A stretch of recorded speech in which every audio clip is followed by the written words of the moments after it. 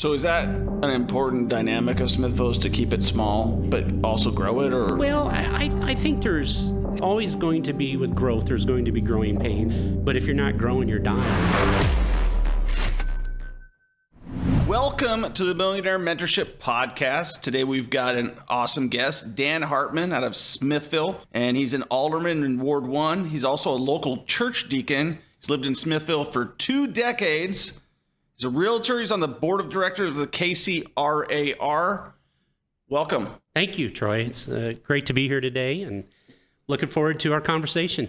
Me too. So you saw a podcast that we did with April Haddock, who was running for mayor. Uh-huh. Yeah, so there was, the one thing, there was 4 candidates. That's correct. Why is everybody running for mayor in Smithville? Well, I think that it's a great thing because I think that the more people that are involved, the more they're paying attention.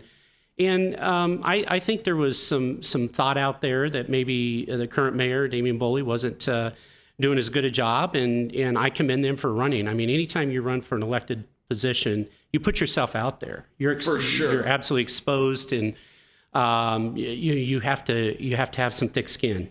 Yeah, for sure. And did that happen the same with you as an alderman? Well, it did. So my first 2 years, Troy, as I was unopposed, but last year I was reelected for a 4-year term, and so I had an opponent, and it did happen a little bit more than when I was unopposed the first time. Like some cutting of signs and stuff like that? Yeah, no, actually, it wasn't. It was just, my opponent tended to use some of my real estate deals that were out there and tried to kind of, I guess, twist them a little bit and paint a bad light on Yes. Mr. Dan. Yeah, that's correct. Yes. Yeah, politics is a nasty, nasty sport, and people get into it, I'm assuming, for the right reasons. Why did you get into it? So I got into it, never was on my radar. I mean, it was just something that I always read and paid attention to what was going on in Smithville. Being there almost 21 years, and I was asked to serve and talk to my wife about it, and just felt like, it's time to serve. We were empty nesters. We raised 3 boys that are Really? Yeah. So I would not have guessed. I figure you still have kids. Yeah. You've got like grown kids? Oh, you got grown kids, How old are absolutely. you, Dan? I'm just 51, so So you started early. I did start early. Yes. Because my wife is 53 and we've got 10-year-olds, and we started late. Right. Yeah. So we definitely started early. Okay, so kids are out of the house. You got a little bit extra time on your hands, even though you're volunteering and you're church deacon and you're this. So you decide to run for alderman. I did. And what things have you accomplished since you guys have been there? Well, sure. So really the first year is you're getting your feet wet. I mean, there's no way any individual can go in unless they've been in that seat, right, to sit down. So it really took me a year to understand. And I served on the finance committee. I served on Parks and Rec board. These are committees that your fellow aldermen nominate you for. Yeah. And so it was just a good opportunity to wrap my arms around what municipalities are about. I mean, in local governments are about. And so it took me really that first year and a half to understand. I would say by the end of my first term, going into my second term, I really, truly got it and understood what it's like. So. Yeah, it makes sense. Like, how are you going to know how to do something when you've never done it? There's really not a course on it. There's not anything. You can't go to like real estate school and learn. No, it's a whole different animal. I mean, but it's interesting because, the local government really affects us as citizens who live in the city. And even though it kind of goes out to externally to the rest of the citizens. So it's a pretty important role for sure. And how is the whole alderman process broken down? Because you hear aldermen in Chicago. I'm from Vegas. They have councilmen. You got councilmen out here. Why are there aldermen in Smithville? So it's all based on state statutes. So state of Missouri has different classes of cities. So we're a 4th class city, and typically that's based on. It doesn't have to be 6 aldermen, but we have 6 aldermen and a mayor, and typically the mayor doesn't vote. Unless there's a tie. In fact, in the 3 years getting ready to start my 4th year, he's never voted for a tie for us. So traditionally, the board gets around well. The biggest difference, like for Kansas City, they're a charter city. So there's limited charter cities in the state of Missouri, but typically there's 8. I believe or somewhere between 8 and 10, and there's the mayor, and then they all run it once every 4 years. There's 13 council people. 13 council, yes, in Kansas City. That's right. Right. Yeah, and then the mayor, but they run all at the same time, and they have 2 elections. They have a general and a primary, or a primary and a general. So. Yeah, it's just, politics is so interesting. What have you guys tried to accomplish since you guys have been out there? Well, we've had a lot going on in Smithville. So for sure, you could see the growth. So really, I started. I guess I ran in 21, late 20. I filed 21 and 22, and then we were right in the midst of some major projects that had really been, if you will, the can's been kicked down the road for years, because... What type of projects? Well, infrastructure projects, water, sewer, streetscape. Specifically, what it's about is prioritizing those projects. And how we kind of did that, prior to me coming in, they had citizen input on a strategic master plan, a comprehensive plan, wastewater. So all of those had to be addressed. First, we had to have a plan in place, much like a business plan or a marketing plan for us as business owners. And that had citizen input. And then we were able to set some goals. So every year the aldermen get together. We usually have an off-site session where we're working through the goals that we hear from the city staff, along with that comprehensive plan and strategic master plan. Awesome. Well, that was a good explanation. I kind of got lost there a little bit. Yeah. Like, it's hard to follow. But okay, so Smithville, I want to talk a little bit more about that because I live the closest. Like my dentist is in Smithville. Right. Like my chiropractor, I'm sure Frankham. Yes. Chiropractic. Yeah, Josh, all the people that I go to are out in Smithville because it's close. Martin Road, like I told you, I got a ticket the other day driving my Razor down there to go get coffee. I thought you could do that, but I guess you can't. By a Platte County sheriff, Okay. so it wasn't Clay. But when you go into Smithville, if you guys who are listening right now can imagine, this is like the cutest little town, and a highway runs right through the town. That's correct. 169, which runs right into downtown Kansas City. It's literally, and I think you can probably get there in about 20 minutes. 20 minutes from population 11,000. Is that right? That's right. 11,000. And if you drive through Smithville, which I had the pleasure of doing the other day, because I really just go there and I go to wherever the stores are. Right. But as I interviewed April, I was like, I want to go check a little bit more of this out. And I'm interested in doing some development out there. Awesome. Yeah, like an apartment building or something like that. Sure. Now, we were just out talking with Scott Fricker, who's the council, Platte County Council. Is Smithville trying to do anything to help developers? And are you guys trying to grow the city? Where's the city's goals right now? Yeah, no. So it was interesting because up until about 10 years ago, we didn't have one commercial permit. The first commercial permit was Dollar General moving down the road. Yeah. It was a residential community, a bedroom community. So our strategic master plan and comprehensive plan really laid out that we want to have commercial development. So there was Smithville north to south, about roughly 15, 16 miles. 132nd Street, as you mentioned, on the south end is Kansas City. Then you come into Smithville. Yep. We're not very wide, obviously. Yes, it's narrow. It's narrow. So that's really limited us, and it's forced us to make sure that we're really looking at the highest and best use of those properties. But what we've been able to do is focus on the infrastructure. We've been able to, every community offers incentives to developers, and they're the ones that apply for it. Whether it be community improvement districts, CIDs, whether it be tax increment financing, it could be Chapter 100. Okay, sorry to stop you. Yep. People always lose me with the Chapter 100. Right. Can you break that down? So yeah, the Chapter 100 and Chapter is basically there's state rules or state statutes, but it allows you to have incentives that you necessarily don't have to go to the public for public hearings and different things like that. The aldermen still have to hear it, but there's some advantages and disadvantages to it. Can you give us an example of one, maybe? Well, we don't have any Chapter 100 projects. Currently, we have 2 tax increment financing projects and then a CID, which is Community Improvement District. Which projects are those? So currently we have the marketplace that was established, I think, the Smithville Marketplace there where Price Chopper is. Is that the Constantino's Price Chopper Constantino's, right yes. next to the, so I go to the Domino's there, which I don't know if it's still open, but It is. Yeah, it's changed hands a couple times, but it is open. But they also have the little coffee place there. Yes. Yeah, the scooters. Scooters, Yeah. which I do like. And so that's that area. Yes, that is it. So that whole area was originally back in 2006. The developers came to the city, and then kind of the 2008, 2009 recession, and the developer went broke. So it sat for several years. Trees had been cleared out, but it was real rocky, and so we had a new developer come forward to the city in it was like around 2017, 18 timeframe, and the council, the aldermen, they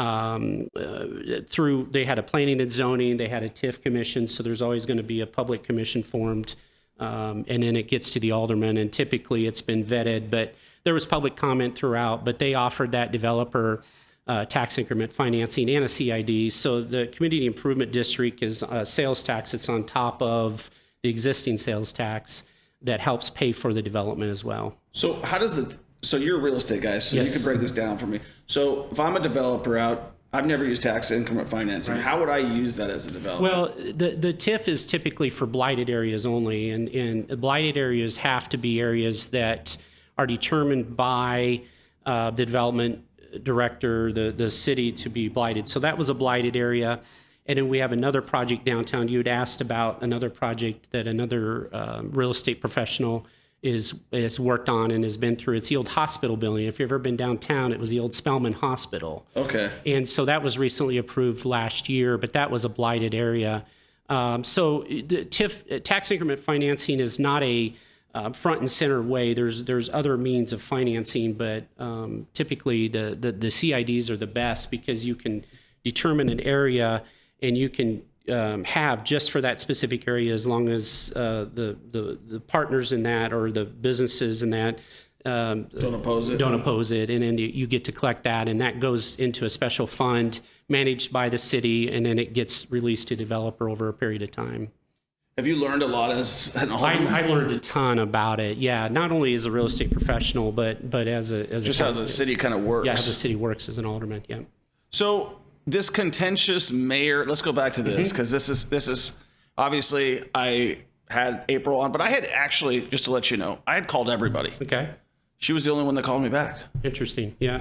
I called everybody. I was like, there's all these people running for mayor. Something's going on in Smithville, right? Like, why are that many people running for mayor? And so I said, I'll call everybody and see who wants to come on and tell me what's going on. But I called the current mayor now, I guess, and the former mayor. Yeah. Well, he's current mayor. Yeah, Mayor Boley got reelected. So yeah. Yeah. I saw it by like 51%. Yes, But that's why do you correct. think there was 3 people that felt like he wasn't doing a good job? Or, you know what I mean? Because obviously if 3 people are running, they don't feel like he's doing a good job. Well, I think what it's about is when you're outside looking in, and I was the same way as a citizen. I thought I understood kind of what's going on inside, city government, and truthfully, you have to be in that seat for a couple years to truly understand what's happening. One of the things is I could just think we don't have a primary like Kansas City had, so there's as many candidates can sign up as they want. They certainly have every right to, like I said, have a lot of respect for them for putting themselves out there and on the ballot, raising the money and doing all the things that's necessary. Mayor Damian Boley is doing a phenomenal job. I mean, he's an individual. He's an intellect. He's an introvert. He's very quiet, but he's professional. He's a strategic thinker. He presents the goals to the board, but it's the board that really pushes forward the ordinances and resolutions and the progress of the city. So That's good. He's an outstanding mayor. Again, I don't have anything bad to say about the other candidates because they're all great human beings. It's just I think until you get in that seat and you actually understand as an alderman or you can even, as a citizen, can apply for committees. You can begin to understand what it's about. Yeah, it's always easy to cast dispersions on people when you don't know what shoes they're walking in or what they're dealing with. That's for exactly sure. right. Yeah. So talk a little bit about Smithville, like for people, like it's the one thing that it has, and I don't know much about, is that lake. Mm-hmm. So you can't. It's owned by the U.S. government, Right. Army Corps of Engineers. Army Corps of Engineers. Was it a man-made lake? It is a man-made lake. So it was approved federally in 1965. They began construction, I believe, in the early 1970s. Okay. They finished it in 1977, and then it began to fill in 1979. It's over 7,100 acres.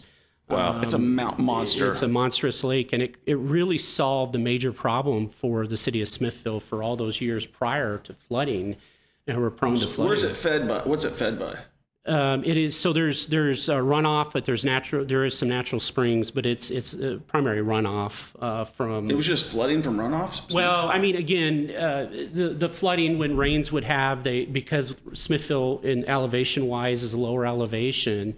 It wouldn't take much to. So it was to solve a problem. Yeah. You got this awesome lake out of it. That's exactly right, and it serves not only a recreational lake, as you're exactly right. Army Corps of Engineers, Clay County actually manages the campgrounds and the docks. And Can you put a boat in the water? I have over years. Yes, I have put a boat in the water with my boys. We've enjoyed that lake thoroughly. So. Yeah, I mean, it looks like I didn't see any boats the other day when I was in there, so I didn't look. And my wife was like, "I don't think you can put boats." I was like, No, "You got a big lake here. You got to be able to put boats in there." I mean, I've heard one of my first people I hired here. Her name was Ariel Glunt. I don't know if you know her, but she lives in Smithville. I know it's a small town, so. Yeah.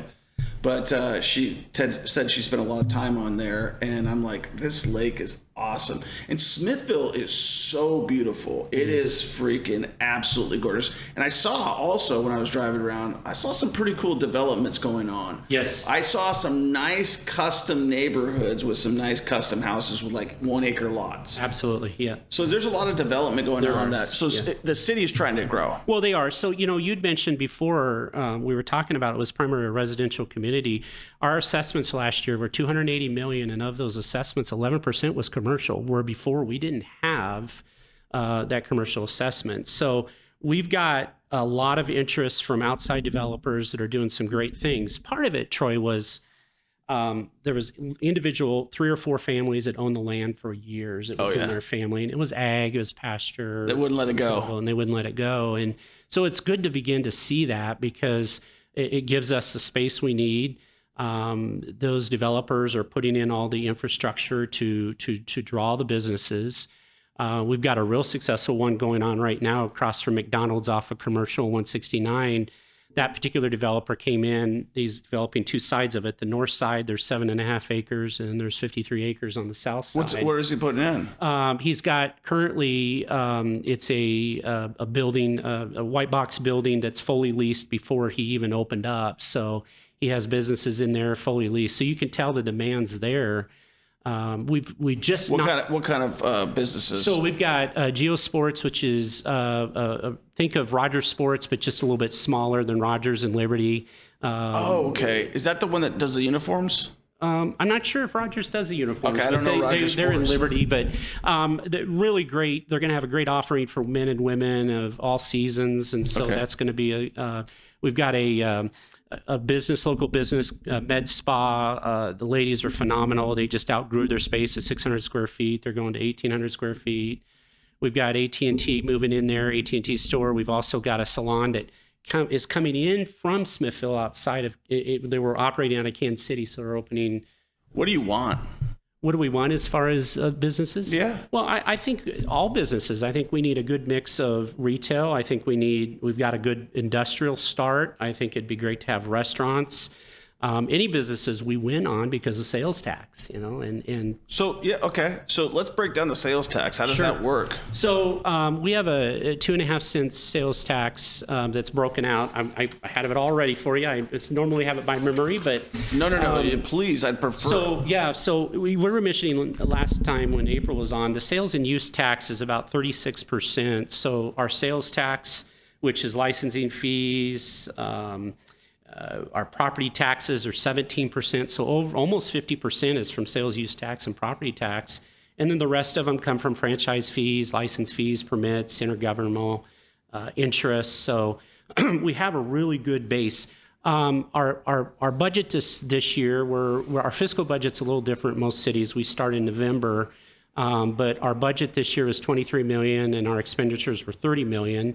And the only reason there was a difference It's a lot of households in America, too. Yeah, it absolutely is. But to have a $280 million assessment's a big win, just because those residential.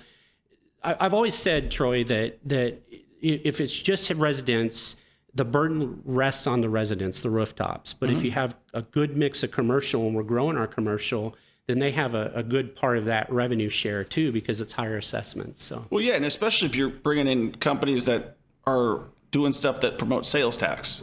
Right. That's exactly right. Because the sales tax can take away some of that assessment. Yes, it can. So when I look at Smithville, I see one missing thing. And I'm not saying you need it. I'm just saying as a real estate guy, I say, well, nobody's done this yet. And I don't know if it's something that you guys even want. But I'm not trying to leave you hanging, but there's not a lot of apartments there. That's exactly right. Yes. So we've actually got on the south side. So that development, by the way, is called Fairview North and Fairview South. The one about the guy that rented all the buildings? The one with the 2 different acreage, 57 and in the 7.5. That developer, Shane, he's a great guy. He actually has plotted out for residential apartments, multifamily there on the 53 acres on the south side of that. So you're exactly right. We're missing that. We have a very low number of multi-living apartments in that available. Well, that's your workforce too, right? It is your workforce. Yes, it is. I mean, and I think that a lot of people like. How good are the school districts in Smithville, Dan? It's a very strong school district, and it's interesting because from an elected official, we have a strong school district, rated very well. Our 3 boys grew up there, had fantastic experiences. I know, Dr. Moss and several of the administrators well, interact on a regular basis with them. So we have a very strong school district. So when a developer goes in there, looks at, I always feel like you want to go in, because I'm literally looking at land in Smithville all the time now. That's great. Since that interview and before then. Mm-hmm. And I'm like, because I feel like I'm more connected to Smithville than Platte City. Like I like the way Platte City, to be honest with you, is laid out as a city better because it doesn't have the highway through it. Yep. But I like where Smithville is going. Exactly. Well, with Meta Center out there, they converted over. Is that where it's going? Yeah. Well, Meta's out there just south of Smithville on the east side of the road. There was over 800 acres that were converted. They're building the 2 buildings for Meta. Off of 169? 169. They're building the Meta. See, I didn't know where it was. I knew it was. Okay, so it's off. It's just south of town. Yes, just south of town. So if you're coming, how big is this facility? I can't remember the square footage, but there's over 800 acres of land that they've converted to be, data center. So data centers. So what do you what do you know what's going to go in there or anything like that? I just know of the Meta. I know across the street, just directly across the street from that on 169 on the east side, Google has committed to. Going in there as well, so they're going to be. So that's going to be more high-paying jobs. It is absolutely. So now you're going to need more developers. I'm in on Smithville, and I really like that community. And when I drove through there the other day with that lake and everything, like we did some Sunday driving. I think what did we do? We went to an Easter egg hunt at PAX Hardware. Okay. And afterwards, I told my wife, I said, let's go. I said, I've never looked at the lake here. I'm going to go find it. Like, I don't want to use the map. I feel like I understand it already where it should be. And I'm just going to go drive there and find it. And we did.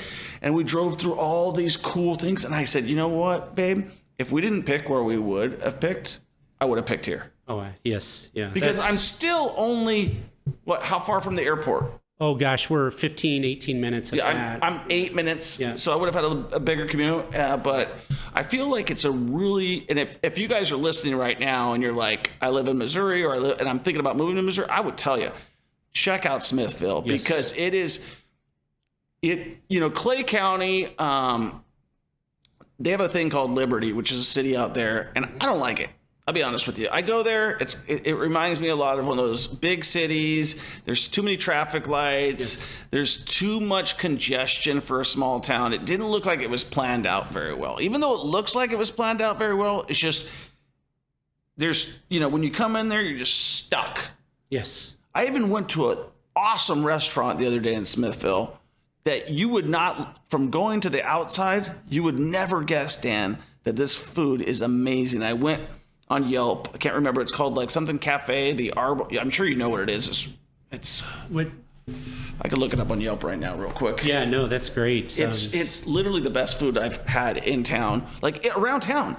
It's got to be owned by somebody who's a chef because it was. Was it Aroma Bistro? Yes. Yes, yeah, Aroma Bistro on your way as you're driving into town. Absolutely, Mario and the crew there does a phenomenal job. And It's like a 5-star restaurant It in is. Smithville. Yes. And you could go in there, you can get a seat like easily. And it's like we have, the one thing is moving from Las Vegas to out here to Kansas City, we're missing not anything like it from a living standpoint, Right. but from a selfishly, we like cool Thai restaurants and this and that and the other thing.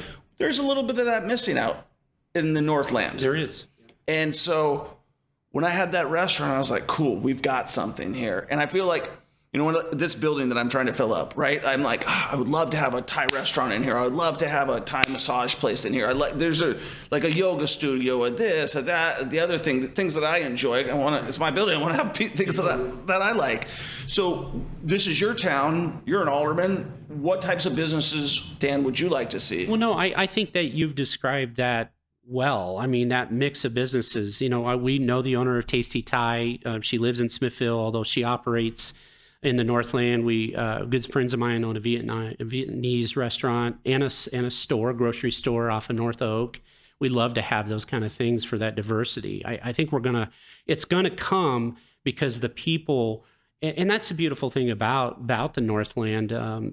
Tremendous amount of visitors. Our population grew from 2000. You'd find this interesting when we moved just a little after 2000 to 2020 when the census, it was 92% growth in our population. Are you from Missouri? No, I grew up in South Central Nebraska. Okay. Yeah, but made my way to California with the military. Met my wife of 30 years. We just celebrated 30 years. Congratulations. Last week. Has it been nothing but serenity? She's a very patient woman. She's an incredible lady. So I think we should give her a shout out. Give her a shout out. Yeah, Marjorie's awesome. So, but anyway, those are the kind of businesses. And I sit on the EDC. I sat on the EDC as a citizen before I was an elected official. And we're really trying to drive. I'm sorry, what is the EDC again? Yeah, Troy. So Economic Development Committee. So we have a committee that we have a mixture of citizens. It's not all elected officials, right? We have a representative from the school district, the chamber. I'm the only elected official that's appointed. New appointments are coming up, so we'll see if we'll get reappointed. Again, it's my fellow aldermen that decide that. But we're really focusing on utilizing resources, not only to drive the existing business we have downtown, as people come into the business, as they sit out at Smith Fork or the Clay County campgrounds at the lake. Yeah. We're really trying to figure out how we can connect them, because that's what it is. A lot of them come in and camp and they don't go downtown. So maybe offering delivery services from our restaurants. Okay. You're trying to figure out how to do what exactly? I've followed you. So Clay County manages a majority of the campgrounds, and in Smithville, city limits or right at city limits, we have Smith Forks, which is a campground that we manage. And I say we have a camp host that we hire every year to manage. So I didn't think you actually did it. Yeah. I'd be impressed, man. You got a pretty good resume. So the goal of the EDC is to try to get those individual campers to do business in Smithville, to spend the dollars to generate the sales tax. Is there a lot of campers that come out there? There is. We are full from pretty much, I think, April, here mid-April to late April, all the way through Labor Day. It is packed. You have to have reservations. People love coming up and getting away from the city, and you can do that right in Smithville. So is that an important dynamic of Smithville, is to keep it small, but also grow it? Or Well, I think there's there's always going to be, with growth, there's going to be growing pains, and there's going to be people that say, man, I don't like it anymore because it isn't small. But if you're not growing, you're dying. I mean, and I agree 100%. If you're not growing, you're dying. yeah. And the other thing that I've always said is, money goes where it's welcome, and when it's no longer welcome, it leaves. And so we're trying to welcome the developers and the money in that, and we want citizens to visit and stay. We don't have a large hotel. We have a small hotel, a Super 8, but we've got a lot of Airbnb, short-term rentals. Have you ever wanted to start investing in real estate, but you just don't have the time? You don't have the ability to get started, but you got the capital, right? And you want all of the advantages that the capital offers you. Well, I started a fund, and you can invest with me and my team. In fact, I'm in one of the buildings that I bought using my own money, but you could invest and actually get the benefits of investing with me and my team. Well, you got to be an accredited investor, and you've got to go to our website. I'll include the link in our bio, and you could start investing with us. It's super cool. We're going to do a lot of cool projects in Kansas City and around the country, and you'll be able to be a part of it. Make sure you give this podcast a 5-star review, share it with a friend, and take action. Let me ask you this. Oh, I'm so glad you brought that up. Thank you for bringing that up, Dan. So you're a real estate guy. You get it. You understand real estate. Yes. I mean, this is how long you been? Just a little over 7 years. So. Okay. So we've been Airbnb Superhost for, I say we, my wife. It's all her. Yeah. Okay. We. But she says to say we, so I'll say we. So we've been Superhost for 8 years, or 7 or 8 years, something like that. And we were in New Orleans. That was our original market. I told my wife, I said they could change the rules. They changed the rules. Okay. They had to make it so it has to be your homestead, right? Right. So we did it. I'll just be straight because we're not there anymore. We just did it illegally. I said, let them catch us because we invested $500,000 in that property, and I don't care. I'm going to just run it, and they can go and catch it. And then everything went to our favor. Like the Hard Rock, remember that Hard Rock situation down there? Then there's computer systems got hacked into. So we were able to stay off the radar for long enough time, and then it ended up being a midterm. But we made so much money with that property. We took a property that was literally the worst property in the entire area that had been sitting empty, or the guy was living in it was a cop. He sold it to me. We dealt with all of his probate issues and stuff like that. We were renting that thing out for $600 to $900 a night constantly. Okay. Then we came out here. We turned our 31 apartment building into a midterm mixed with long-term.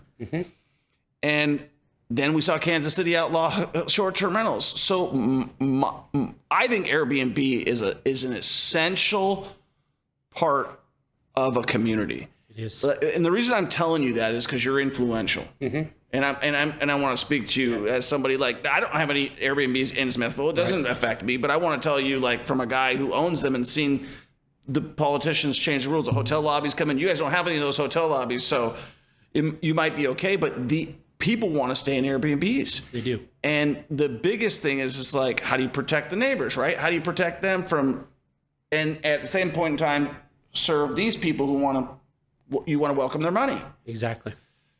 So have you guys thought about that process? Is it something that you guys have thought about? Like, are we going to do a permitting thing, or is it this type of thing, or where's your guys' thought? Sure. So we saw what happened in Kansas City, and it's disappointing, but they made those decisions as a city council.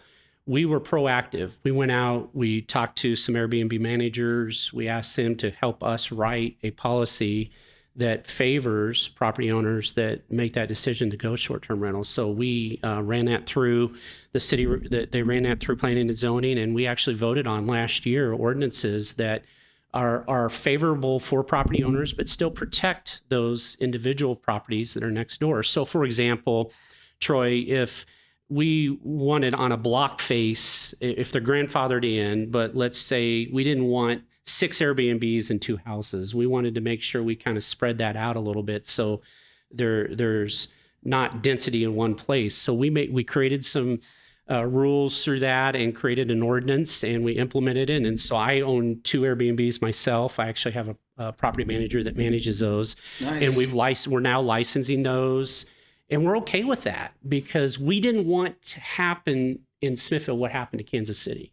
Yeah, that's why I took the chance to say that, because it's usually a lot of people, like me and my partner in New Orleans, we rehabbed, I don't know, at least a half a dozen houses that we put into Airbnb. He personally went all in on Airbnb and built 25 brand new houses. Oh, wow. You know, and then when the city does that, I told him, I'm like, I'm not going all the way in on this, because I just felt like at any point in time it could be taken away from me, because they could decide. And I'd seen it happen in Vegas. Vegas is very against it because who pays their bills? All the hotels. And so usually it's the hotel lobby that gets involved and says shut it down. But I say that the hotels would actually do better, because people who are going to stay in Airbnbs aren't going to stay in hotels generally. Like if I'm coming by myself or to an event, I'm going to a hotel. If I'm coming with my family, I want to stay in an Airbnb so that we can spread out, have food, have this stuff, everything. Yeah, we host in one of our house. We have a 5-bedroom, 2-bath that typically sleeps 10 to 12, and there's oftentimes on weekends they're packed. And we've got another one we're almost opening up. We've been redoing it. It was, we're trying to go the 5-bedroom, 2-bath, 3-bath type house. Oh yeah, so you get 3 families, 4 families. Plus you've got, we look at making sure they can get boats in and out. There's additional parking. So it really, it's a great service because people are demanding that. But we're also protecting those private property rights of those individuals. We one of the things we put into our ordinance was measurement of noise, right? Decibel level. So we're not listening to conversations, but we want to make sure they're in each of the properties. So if the noise level it rises for a certain amount of time, our property manager is notified, and he can say what's going on or whatever.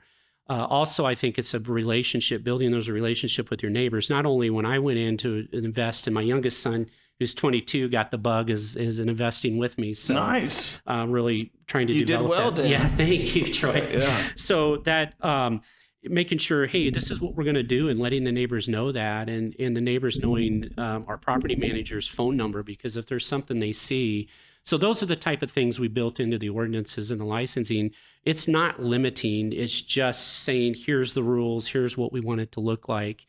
And it was voted unanimously by the board, 6-0. I mean, everybody believed in it. It was a good Prior thing. to that, did you have anything? We had nothing. No, it was and we were watching. I like nothing better. Yeah, I tell you, Troy, we watched all these cities just getting tighter and more restrictions and driving out, property owners, and that's unfortunate because we put a lot of money in. Most of the Airbnb owners put a lot of money into they want it to be updated and not have problems, right? But Dan, Airbnb is such an easy business, right? You don't have to clean properties or deal with anything like that. It's totally, real estate is passive, right? Yeah. No, there's work to be done. Absolutely. I love it. But that's the difference in those who invest and get the work done and those that don't. So. Okay, I want to transition a little bit right now. I'm really enjoying our conversation. Dan. I am too. So the first question that I'm going to ask you is, are you a Republican or a Democrat? No, so I've been a Republican, and I've been a Republican. I was raised conservative in South Central Nebraska, and so I am a Republican. And when you say the word Republican, what do those values mean to you? Because when you identify with a brand, which a Republican is a brand, right? It is. The grand old party, right? Is that what it says? What are the values that represents to you?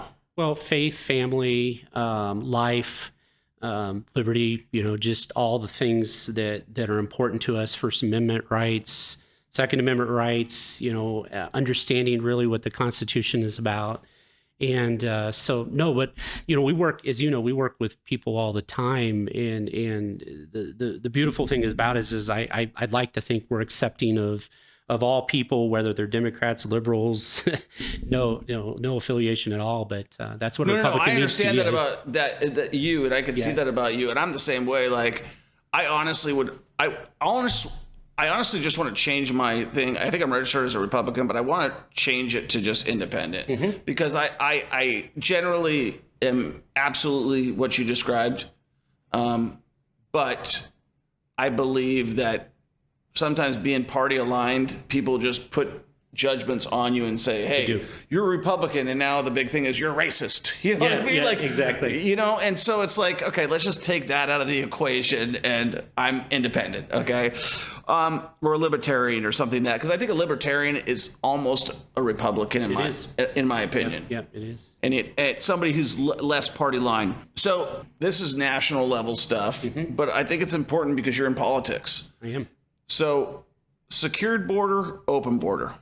You know, I believe we should secure our borders. And the reason I believe that is because I've traveled to other countries before, New Zealand, Australia, and we've been to El Salvador, we've been to Haiti for mission trips, and they want to know why you're there, how long you're going to be there, your purpose. You got to show your passport. And so I believe that you need to secure those borders. And it doesn't mean that we don't want to welcome them. We absolutely want them to come in, but we've got to come up with a system that we can. We're accountable in other countries, other nations of the world. We need to hold them accountable, is my belief. Yeah, and I think that was a great answer, Dan. One thing I got into a really deep dive the other day, and it was surprising to me where it led me. There is something called the New Americans. Have you heard of this? I have not. You should, and if you're listening right now, you should definitely Google this, okay? This was adopted, and the New American Foundation, I forget exactly, it's like the NDCA, but basically it was done during President Obama's situation, and it's been continued to move along, and what it does is exactly what everybody's been talking about. Because you know when these talking heads on television, they'll say like they're bringing them in so they can vote. Right. Well, this bill actually says, it's actually not even a bill, it's in legislation. Okay. The bottom line with this situation was it made it unequivocally in law that if you come here illegally, but you're here, you will be granted citizenship. You will be granted health care. You will be granted the right to vote immediately. And it's in law right now. I need to do a deep dive as well into that to understand. Yeah, I recorded an entire Loom video. If you know what a Loom video is, I recorded my entire research of it. I'm going to do a video about it because it's something that I was listening to Mark Cuban talk the other day, and he said something to the fact of like, well, they're just trying to be polarizing with the immigration thing and stuff like that. No, I believe when you look at politics, it's all about a lot of not you. I'm saying like in general, a lot of people saying what you want to hear. No, that's exactly right. And then if you go and investigate it, it's exactly opposite of the way they said it. Right. And so this New American thing was basically they are for more rights for illegals than they are for people who have been here. That's the premise of the whole entire situation.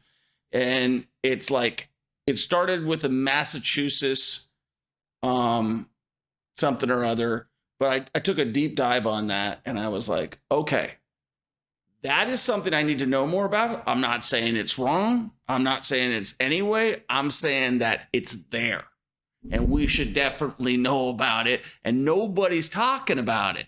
And so I'll try to, I know Danny's diligently looking right there for us. We'll see if we can find it, but it was crazy to me. It was crazy to me to believe that that's already actually happening. So that is mind blowing. So now you understand why the border might be open. Right. Yeah. Because that rule exists. That's exactly right. Yes. So, and I never understood that when I first started thinking politics. I'm like, what are they talking about so they can vote? That's a great follow-up question. Okay, you need an ID for everything. To get on a plane? That's exactly right. An ID. Yes. To go buy a pack of cigarettes, booze, ID. To do, what else do you need an ID for? Let's just talk basic stuff. Drive a car? Drive a car. ID. In fact, if you don't have your ID when you drive a car, what do you get? You get a ticket for not having an ID. All right. When you go, when the COVID thing happened, they were trying to do like social proofing, and you had the clear ID. You got to check this. Did you get your shot? Did you do that? But to go exercise your right to vote, no ID required. What do you think about that?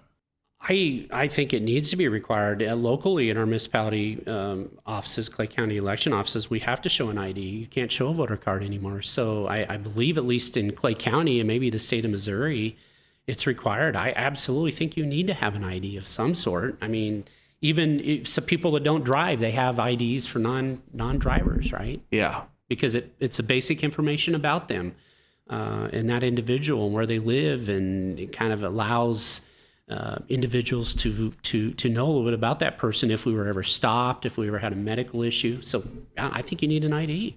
Yeah, I mean, generally you need an ID for everything else you're doing in life. So why wouldn't you want the biggest thing that you're ever going to do is cast your vote? I mean, in terms of your weight, I mean, no, I know most people don't take it that seriously, right? But that was one of the first rights that was granted to us as citizens. Citizens, that's exactly right. Right. And so I just was curious about that. Okay.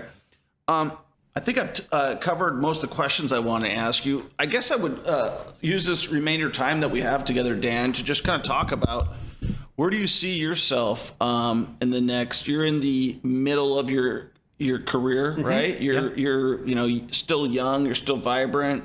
You got a lot of energy. You don't even need glasses right now. My freaking vision's toast. Look how big those letters are. So you're doing good. You got a lot of energy. You're obviously involved in multiple things. You want to be more involved in multiple things, I think. Yes, I do.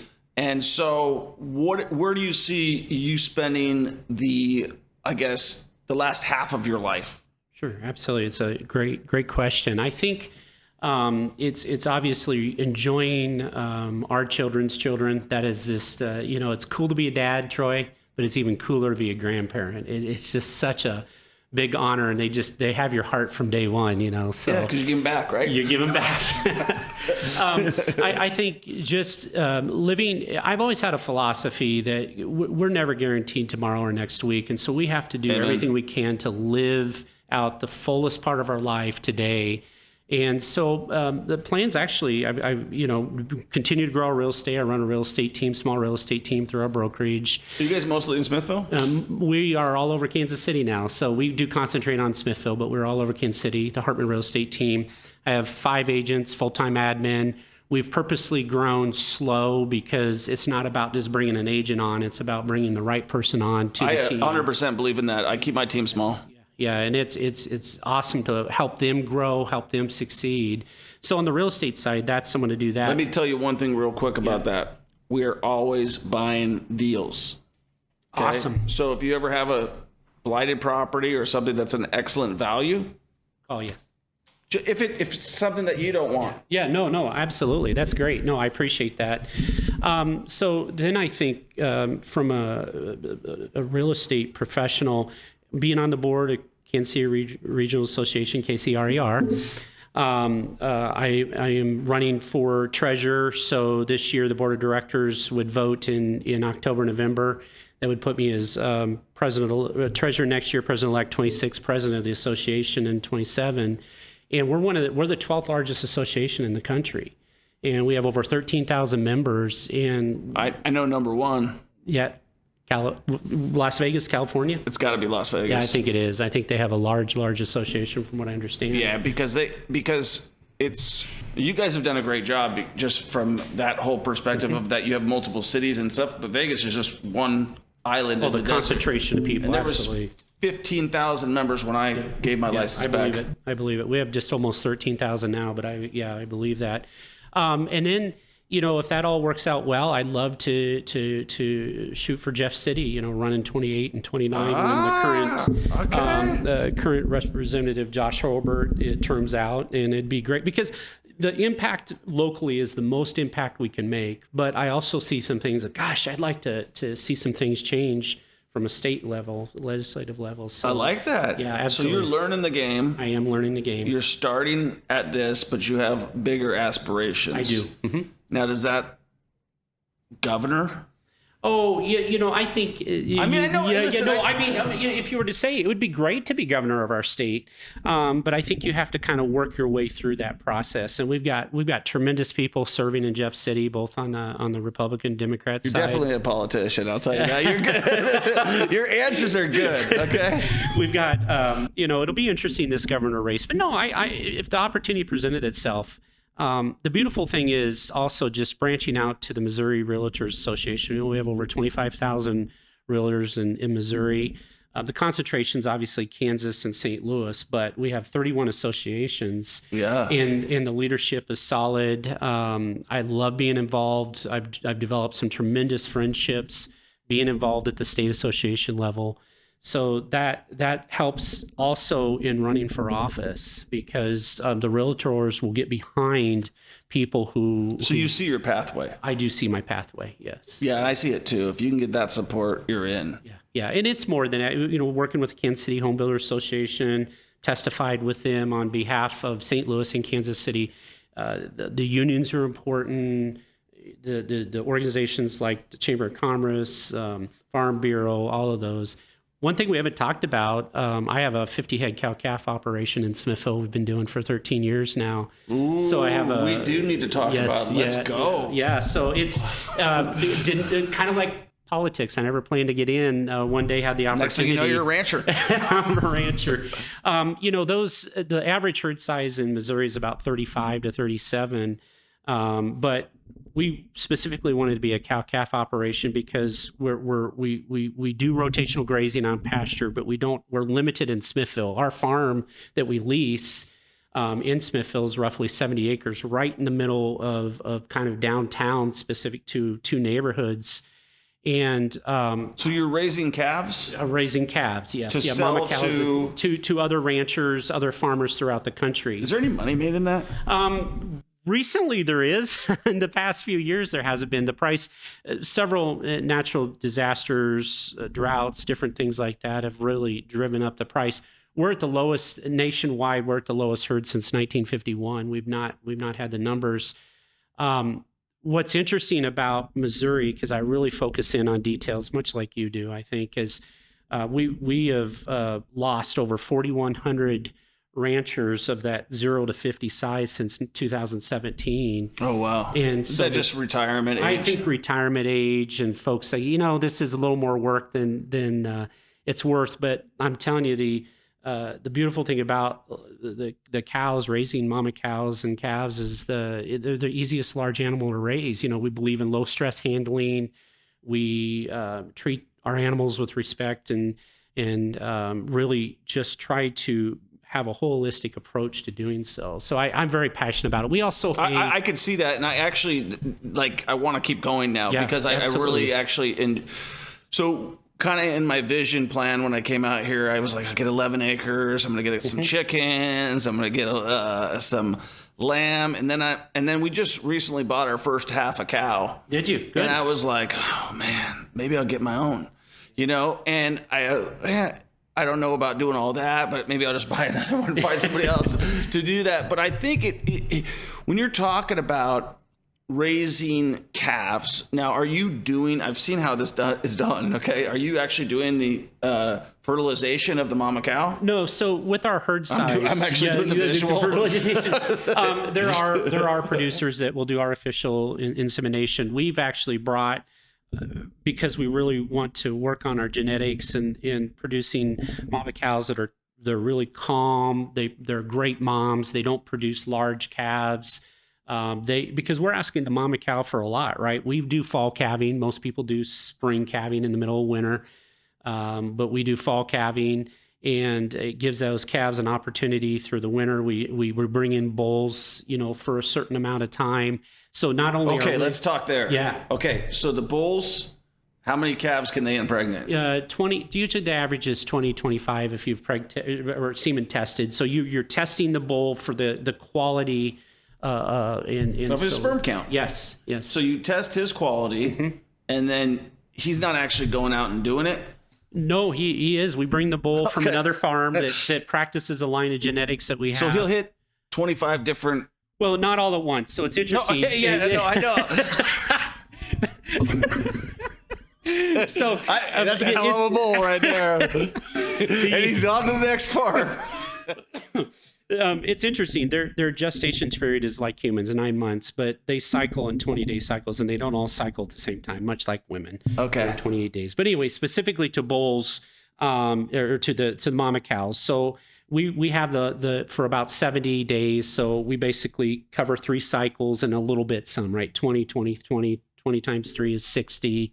We have that bull around, and then typically in the spring, so that's in the fall. So they have the calves in September, October. We bring the bull in late November, December, January. We preg test in April. Mm-hmm. So we bring our vet out. We work all the animals, make sure. Can I ask a really dumb question? Sure. How many babies does a cow have? Well, typically it's 1, but sometimes they will have twins. We've had a couple times where we've had a rare case of a twins. Yeah, I didn't know if there was a litter. I've never. Yeah, no. I'm not a farmer. Yeah. I didn't grow up in. It's all good, Troy. I'm a curious guy. I want to learn. Yeah. That's all how I've always been. And so, okay, as a guy who's got 11 acres, mm-hmm. And obviously I don't know if it's sheep, I don't know if it's a cow, but I do think chickens. Do you have chickens? Don't have the folks that I lease from do have chickens. So yeah, they have chickens year round. They have a coop to kind of protect them from the predators. Coyotes. Yes. Yeah. There's a lot of coyotes out here. A lot of coyotes. I got them howling in my backyard all the time. And we are loaded with deer out here in Missouri. We are. Abundance of deer. You know, that's the beautiful thing about it. They all kind of, the deer and the chickens and the gentleman that I lease from, the landowner, has hogs from like April to late September. So they all coexist. It's pretty cool to see it. That's awesome. That's cool. Thanks for sharing that with me. That I didn't see that on my research. Right. No, I would have to take a real deep dive into that, Dan. Like, there's Farmer Dan. Well, and a lot of people don't. You know, I've actually struggled with it, but I'm getting out there more about it because people are really interested. We also hay about 200, 300 acres of hay ground. So we each year produce our hay for our cows. We've utilized most of it. There's occasionally somebody will reach out, like a horse farmer, and say, "Hey, do you have a few bales or whatever?" But traditionally, we use all the hay. I would love to do a tour of that if it when the bull's in action or something like that, or like that. You know, if you ever wanted to invite us into that space, because one of the things that I want to do more of is more behind the scenes with like manufacturing and mm-hmm. things like that. How things get built. That's what my audience likes. That's what I enjoy. Sure. Well, it's probably what I enjoy more than anything. I just like learning how things are done. Like I used to have a client of mine very early on in my career when I sold radio advertising, who was a great guy. Rest in peace, Jim Kierstad. But I'm still friends with his sons, who are older than me actually, and he was a dynamite business guy, and he was one of those old school guys, you know what I mean? And he went in there and he started selling windows. And then he's like, well, I'm going to build the damn window. You know what I mean? Why am I paying this guy to build the window? You realize how powerful one person can be when they go away, and then their whole entire business goes away. Mm-hmm. Because he had manufacturing, everything, this, that, the other thing. Like I went through the whole tour. It was so cool to see that stuff happen.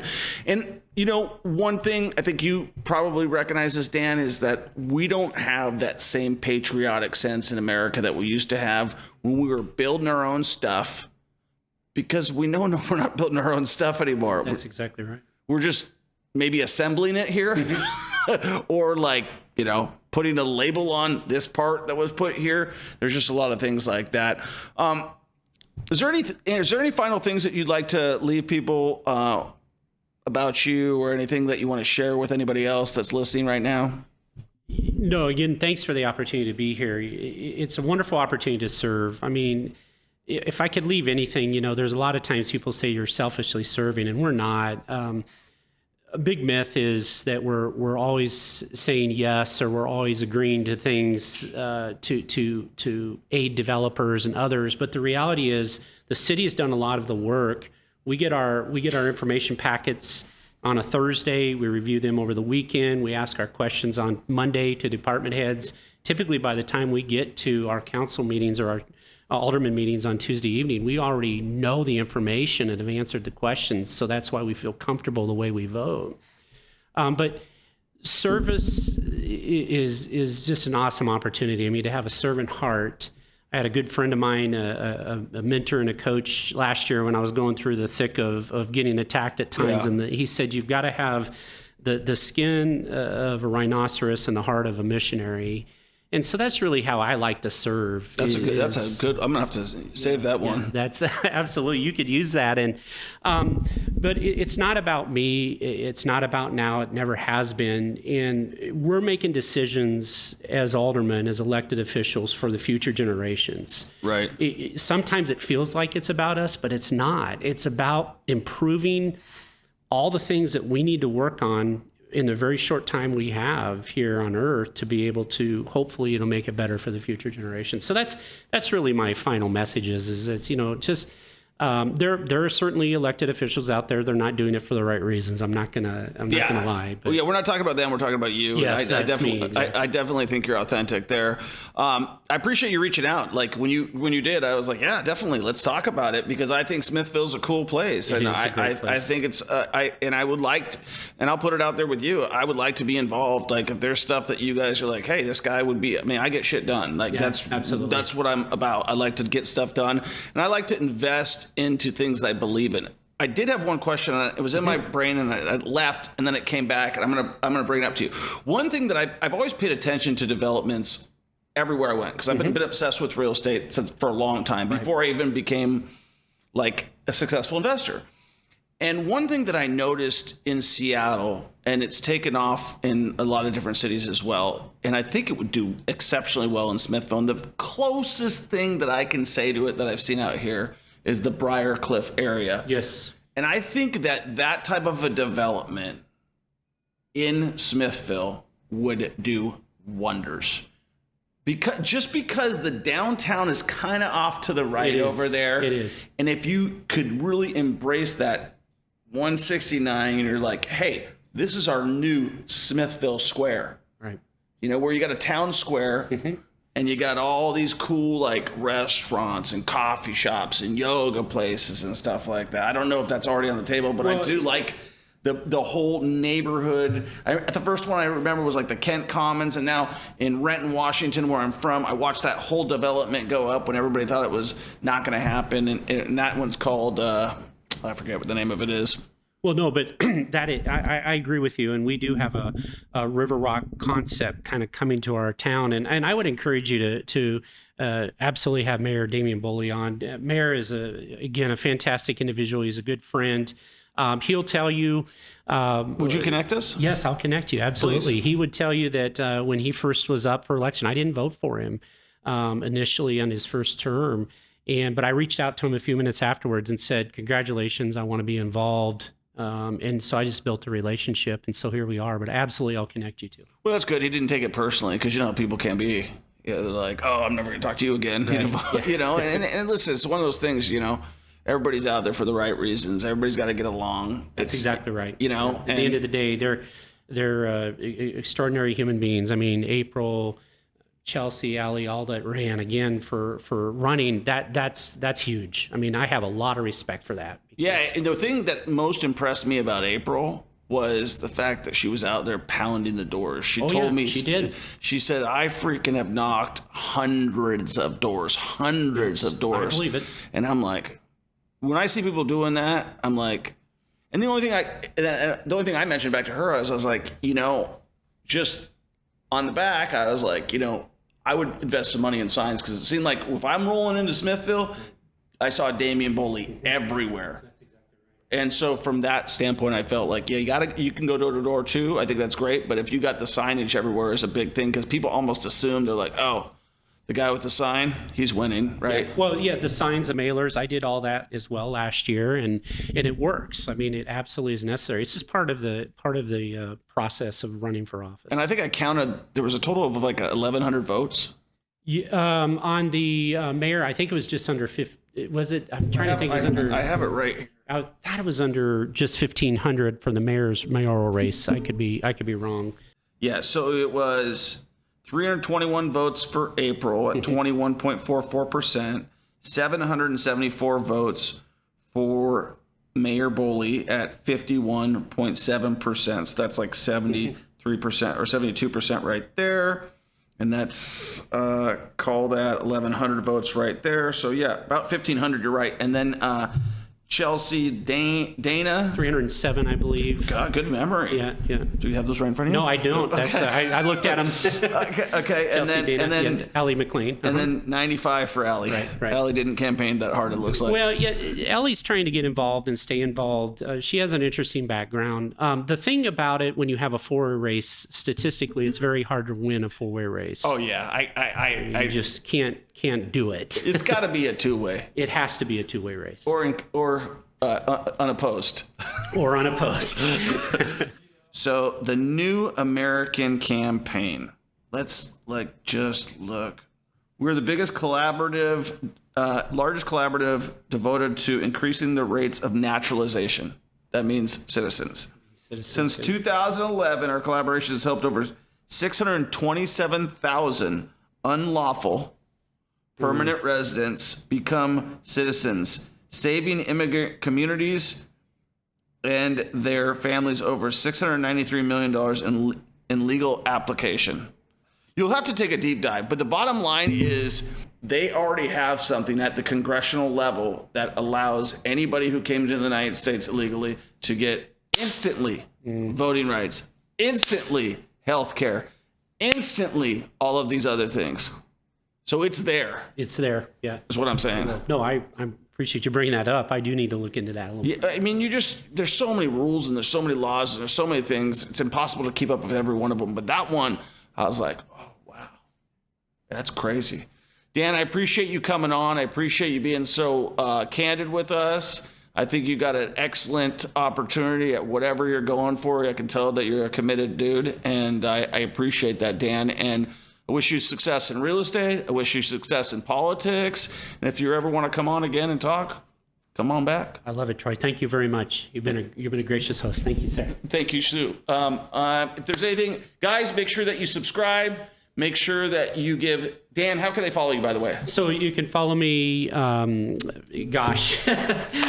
him up on Facebook. Look me on Facebook or Instagram as well, and Twitter. So yes, Daniel Dean Hartman is how I go by. So at Daniel Dean Hartman. Do you think that changing it to X was a good move?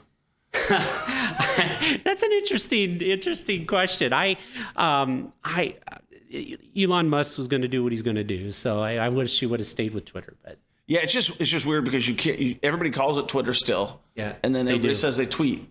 but So how do you say you X? Yeah, exactly. All right, guys. Peace. Did you ever want to invest in real estate? Did you ever want to live the life of your dreams? Did you want financial freedom? Did you want to break the generational curse? Did you want to help your parents out? Did you want to help your mom out? Maybe you work for a job that you don't like. You know, they say there's only one reason to work a job, and that's to learn, right? If you're not learning at your job, you're just going through the motions, right? We have a free Facebook group, the Millionaire Mentorship Facebook group for real estate investing. Make sure you join. The link is in the description.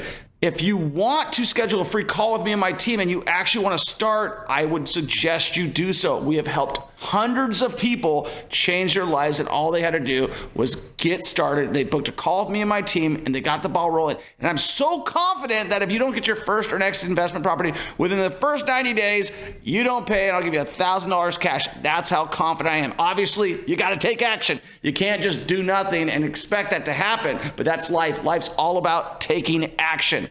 Make sure you give this podcast a 5-star review, share it with a friend, and take action.